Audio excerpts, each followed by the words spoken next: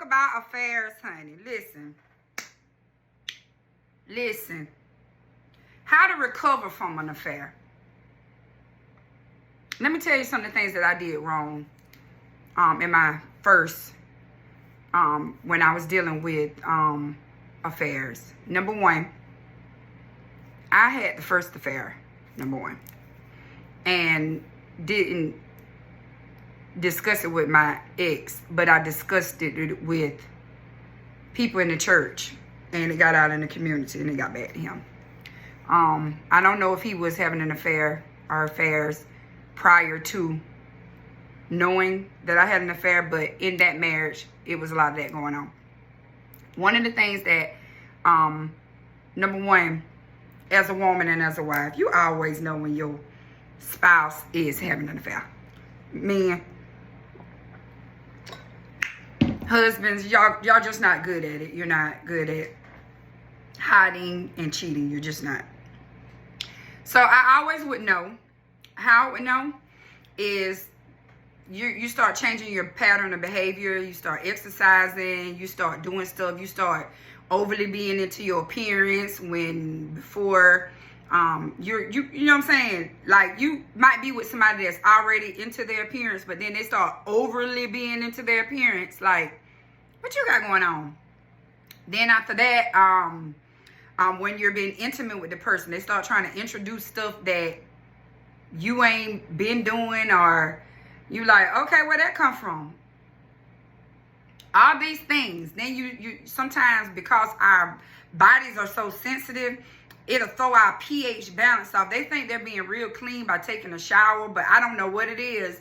But I guess God just created you to be with one person. So when you're going from person to person and you come back to the home base, it throw the pH balance off. And sometimes the wives, we start getting yeast infections and all kind of stuff, maybe even diseases. You just no telling. The mood be off.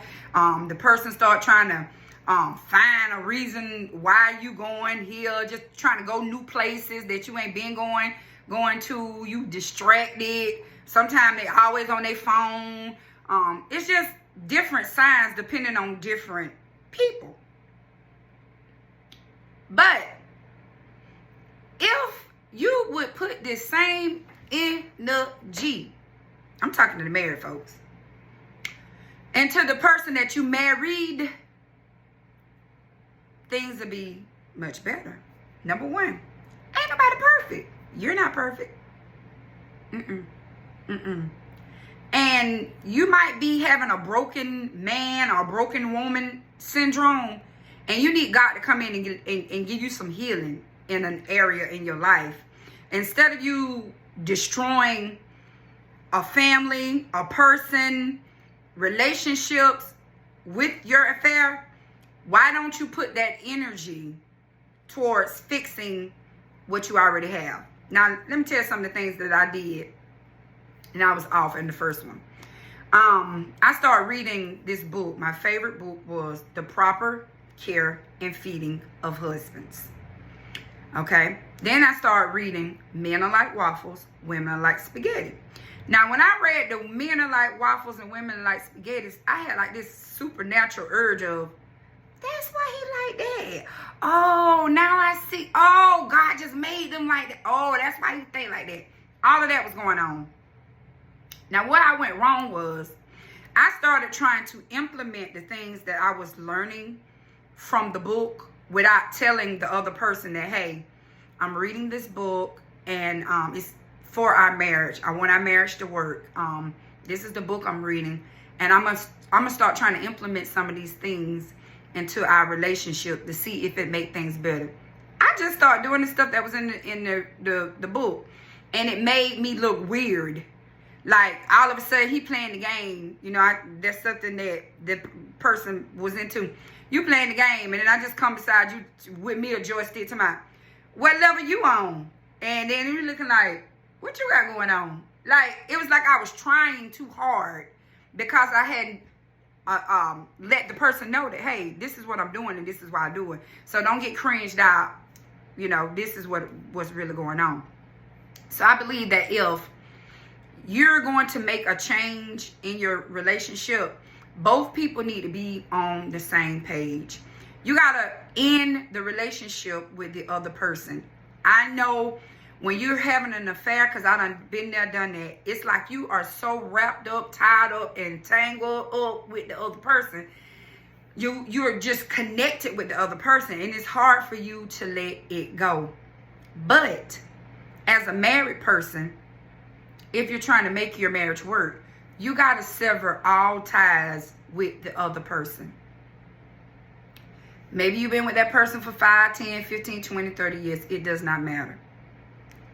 If you're going to make things work with your spouse, you're going to have to end the relationship, period. You're going to have to give the other person time to process what's going on. Y'all sit down and talk about, okay, I'm going to give you about 3, 4, 5 months. I'm going to let you talk about it. I'm going to let you cry about it.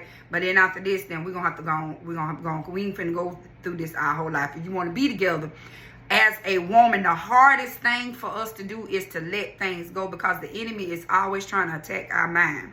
So if your spouse is trying to move on and ended the relationship, it's going to take you going to the foot of Jesus and laying your burdens and your weight down, because that's a hard pill to swallow. Even though they are, you know what I'm saying, trying to make it work, you still internalizing how you have been feeling for this long amount of time, or this short amount of time, the anxiety, the this and the this and the this and the that. And even though the relationship is ended, you're still mad as hell. Like, I'm mad at you. I don't like you. No one want to have sex. That's the number one. Now, don't touch me. But see, you're going to have to get some healing in the area, because everything that you're saying that you're not going to do, Betty Sue was over there doing it. So, you're going to have to go put on your William McDowell CD, find I Give Myself Away, and put it on repeat. Just put it on repeat. And you're going to have to slang it out of both legs if that's what your husband needs. Whatever your spouse needs, you're going to have to cover their needs. That's on both ends. If I need you to be a better listener, then you have to practice. Everything don't come natural to people. So you got to practice being a better person. Okay? You said I don't listen. So I'm going to go out my way to listen, because I do listen. I just want listening to you, because you give your ear or your whatever it is to other people. So whatever your spouse is saying that you don't do for them, you're doing it for the other person.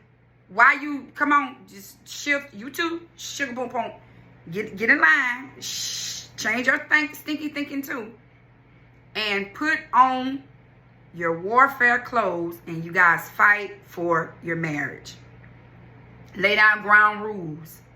Lay down, if you got a person that got a bad phone demon, okay, I'm gonna need them passcodes. I'm gonna need them passcodes, and we're gonna have to have the same bill, because I need some kind of security that you're not doing the thing that hurt me. Until the trust is rebuilt, I need assurance that you're not doing the thing that hurt me over and over and over again. You see what I'm saying? And ain't nothing wrong with that. You can't get tired in well doing, because people hurt differently and people heal differently. Some wounds don't heal as fast as other wounds. So you got to give your partner the benefit of the doubt. You just got to give them the benefit of the doubt, and knowing that, hey, I'm trying to prove to you that it's over and I want you. It's just got to be a lot of proving. And the person that's receiving the proving, you got to let your guards down, and you got to have a heart of forgiveness so that you can move forward too. Because a lot of time what make the person go back to the person that they was having an affair with is your unwillingness to let it go.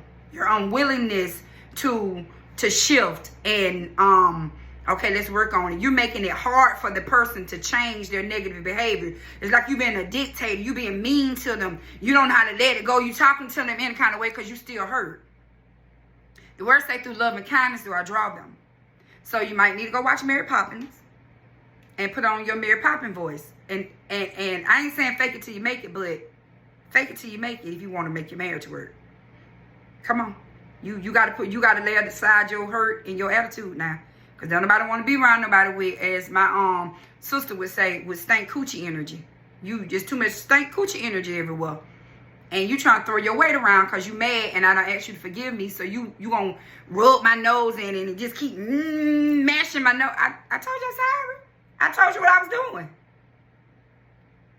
So, in order to move on from an affair, both parties have to be willing to move on. You got to be willing to trust and love each other all over again. And you got to put in the work. You might need counseling. You might need a real therapist, a pastor therapist, a close friend that been married for 50 years, encouragement. You might need to listen to love songs. You might need to just spend time just with you and that person till y'all reconnect. But it's better for you, and it's